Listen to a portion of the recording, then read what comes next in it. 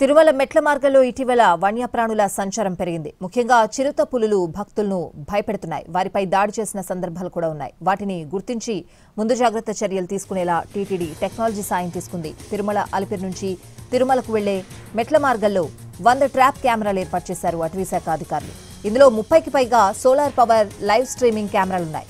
వాటితో పాటు ఏఐ ఆధారిత పర్యవేక్షణ, ప్రెడిక్టివ్ అనాలిసిస్, డ్రోన్ నిఘా లాంటి వ్యవస్థను ఏర్పాటు చేశారు. చిత్తూరు, అన్నమయ్య డివిజన్లలో డే అండ్ నైట్ పర్యవేక్షణ, డ్రోన్లు, జీపీఎస్, గూగుల్ మ్యాపింగ్ ద్వారా ఏనుగుల కదలికల అంచనా వేస్తున్నారు. ఏనుగు దాడులను అడ్డుకట్ట వేయడానికి ప్రత్యేక టాస్క్ ఫోర్స్ ఏర్పాటు చేశారు. భవిష్యత్తులో స్మార్ట్ ఫెన్సింగ్, ఎస్ఎంఎస్ హెచ్చరికలు పంపేలా చర్యలు చేపట్టారు.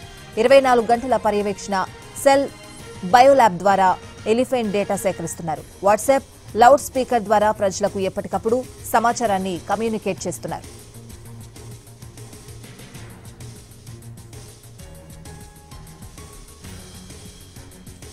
శేషాచలం అనగానే అందరికీ గుర్తొచ్చేది ఎర్రచందనం. అయితే అంతే స్థాయిలో అక్కడ వన్యప్రాణులు కూడా ఉన్నాయి. ముఖ్యంగా చిరుత పులుల సంచారం ఎక్కువైంది. ఏనుగులు, ఇతర వైల్డ్ లైఫ్ కూడా చాలానే ఉంది.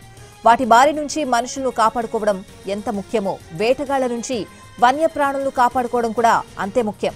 అందుకే అటవీశాఖ టెక్నాలజీ పరంగా కొన్ని విప్లవాత్మక అడుగులు వేస్తోంది. ముఖ్యంగా తిరుపతి, చిత్తూరు జిల్లా అటవీ ప్రాంతాల్లో వన్యప్రాణుల పర్యవేక్షణకు కీలక నిర్ణయాలు తీసుకుంది.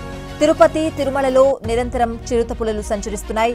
అయితే అవి ఎన్నున్నాయి, ఎక్కడెక్కడ తిరుగుతూ ఉంటాయి అనే విషయాలపై ఫారెస్ట్ డిపార్ట్మెంట్